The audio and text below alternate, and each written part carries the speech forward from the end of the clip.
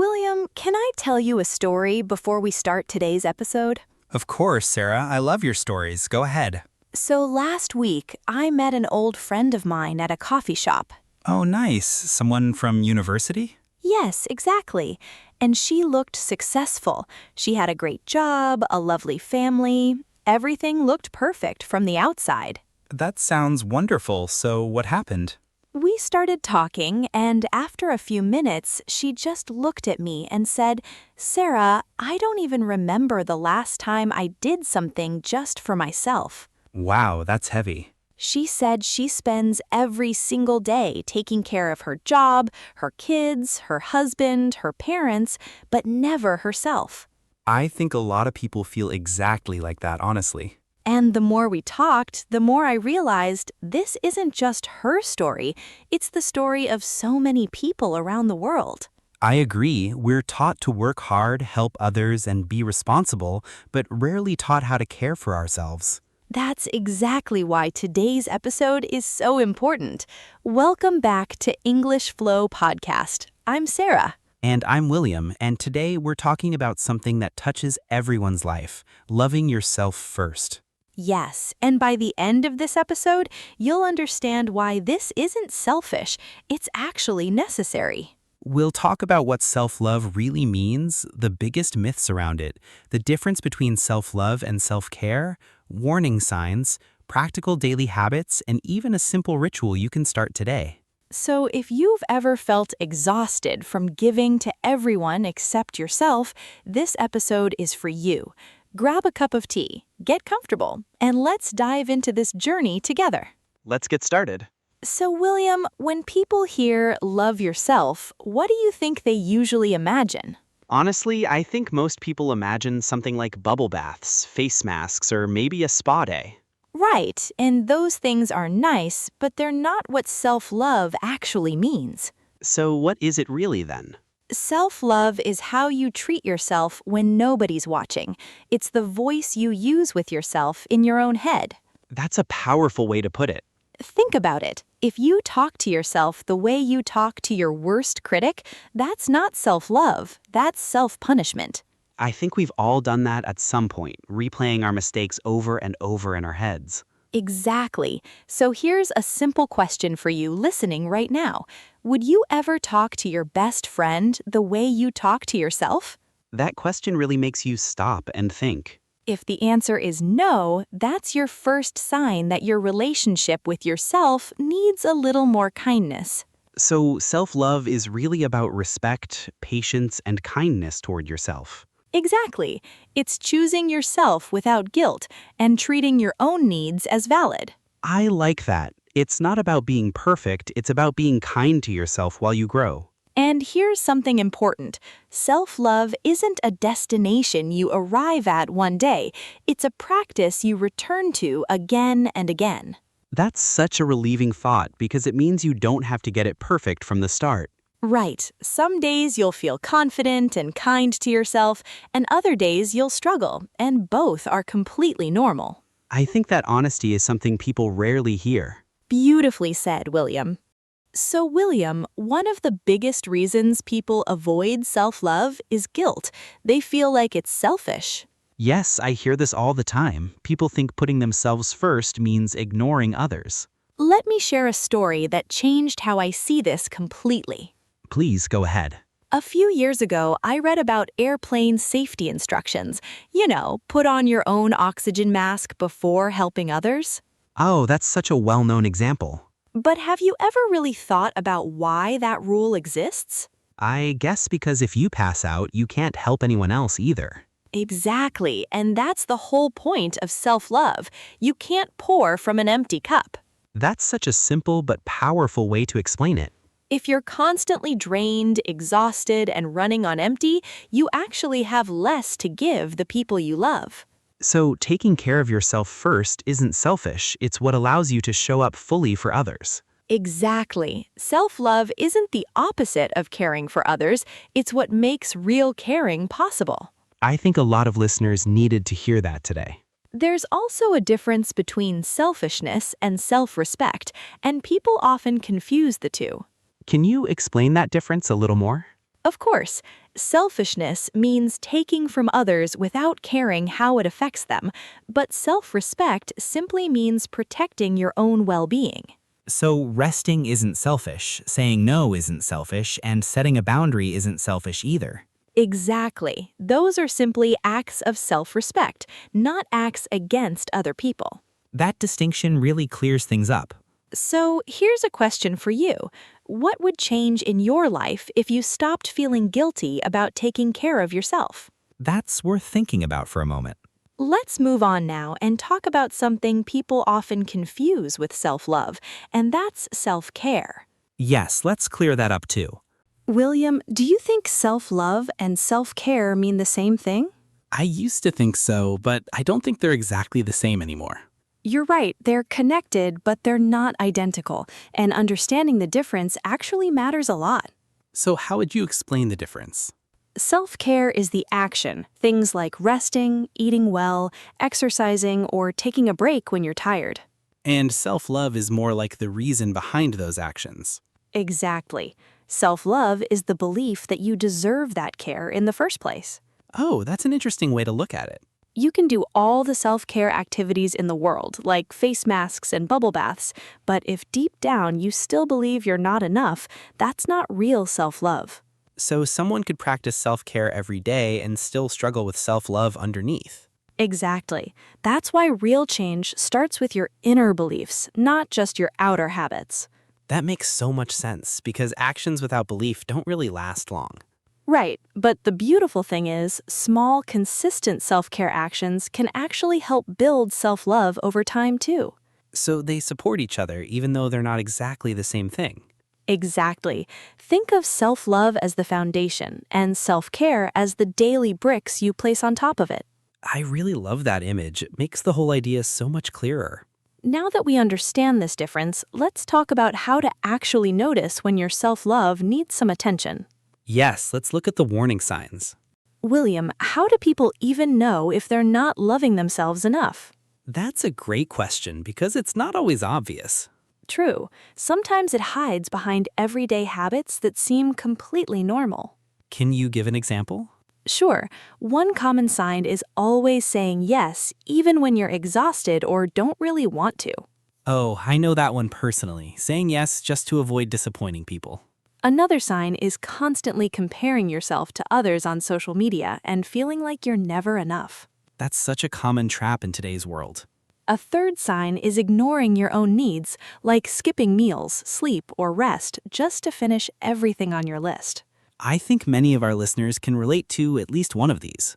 And one more big sign, celebrating other people's wins easily, but struggling to celebrate your own. That one really hits home for a lot of people. There's also a quieter sign, feeling guilty when you're simply doing nothing, even for a short while. Oh, that guilt during rest is something I know very well myself.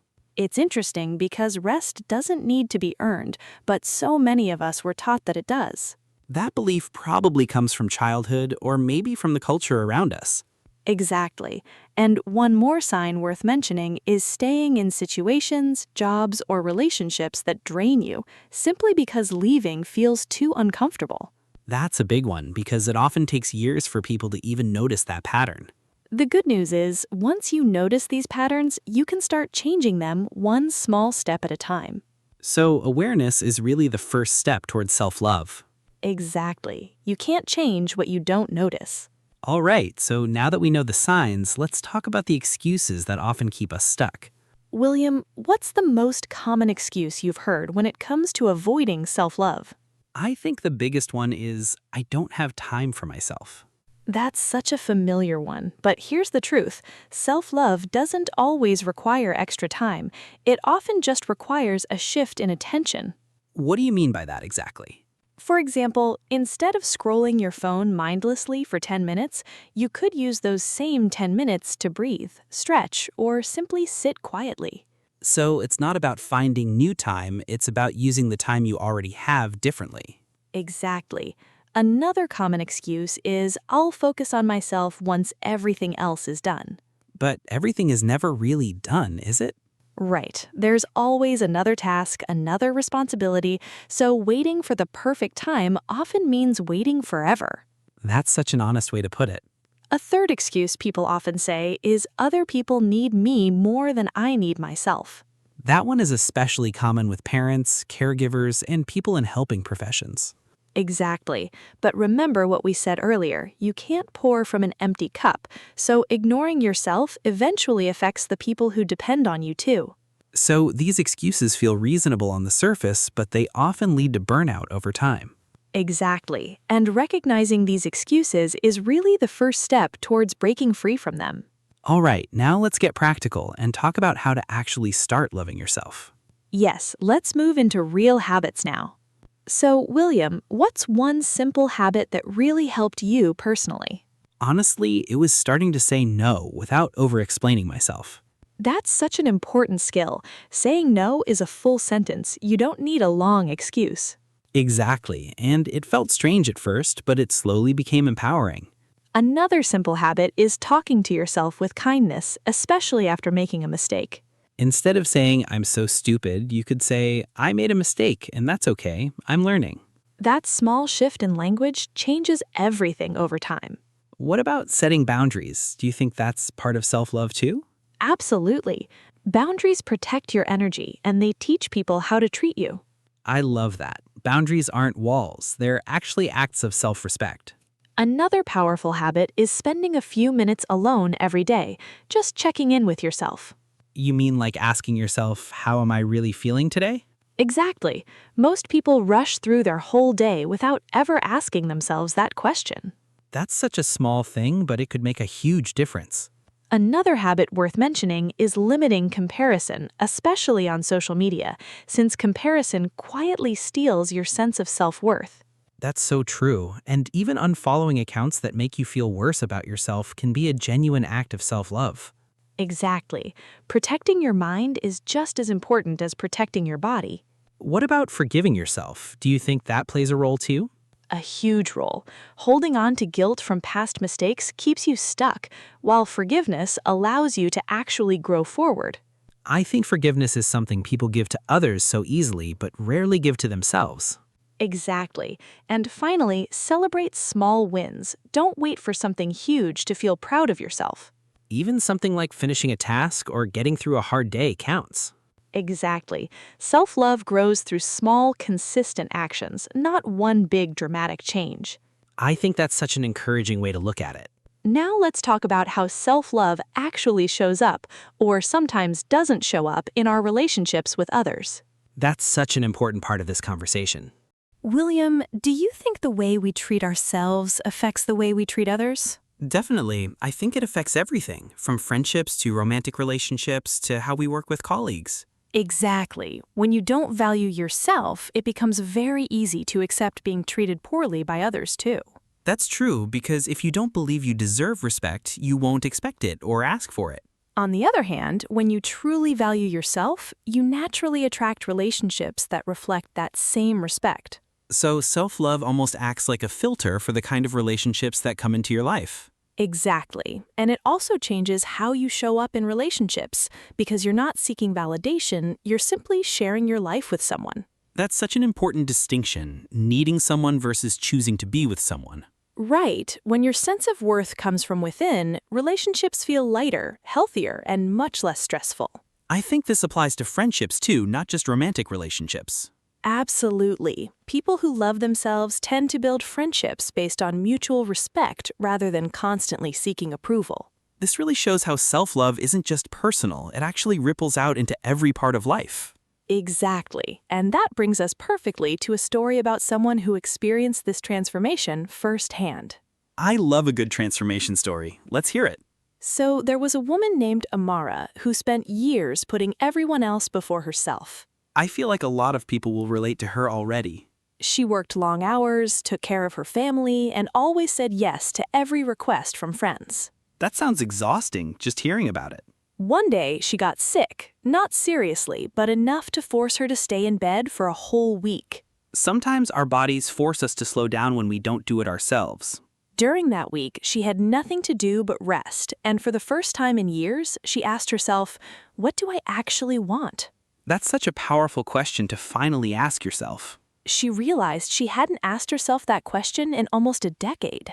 So what changed after that?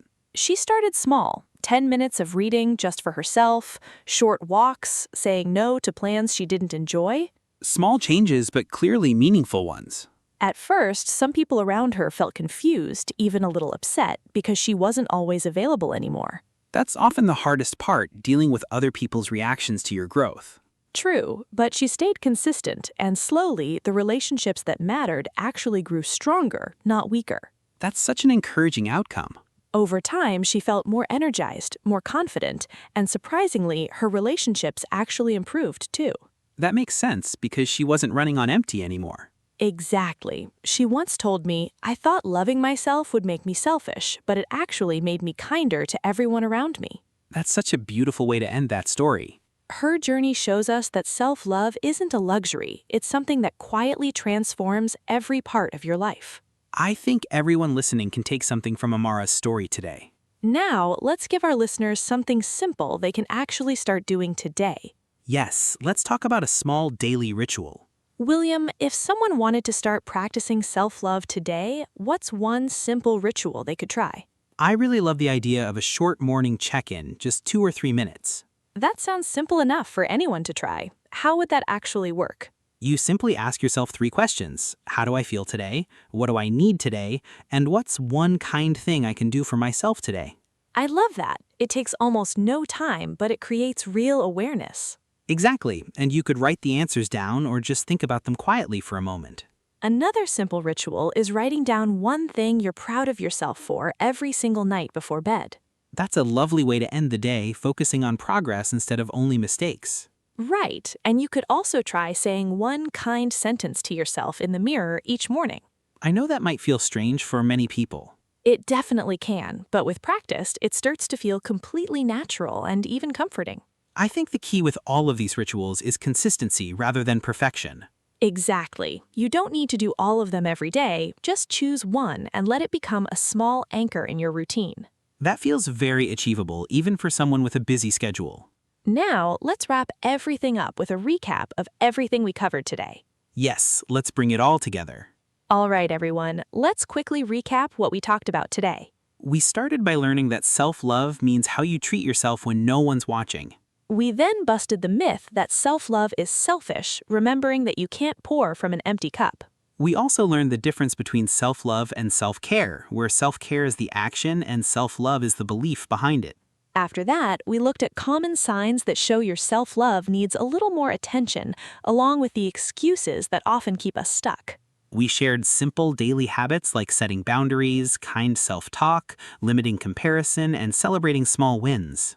We also talked about how self-love shapes the relationships we build with others around us. And finally, we heard Amara's story, along with a simple daily ritual you can start practicing right away. If there's one thing to remember from today, it's this. You deserve the same kindness you give to everyone else. That's such an important message for everyone listening right now. So here's our challenge for you. Pick just one small habit from today's episode and practice it this week. It could be saying no once, resting without guilt, or simply speaking kindly to yourself. Whatever you choose, remember, loving yourself first isn't selfish. It's the foundation for everything else in your life. Well said, Sarah. That's such a powerful note to end on. If this episode meant something to you today, please like, subscribe, and share it with someone who needs to hear it. It really helps us grow the English Flow podcast family and reach more people with messages like this. Until next time, be patient with yourself, be kind to yourself, and remember to love yourself first. This has been English Flow Podcast. See you in the next episode.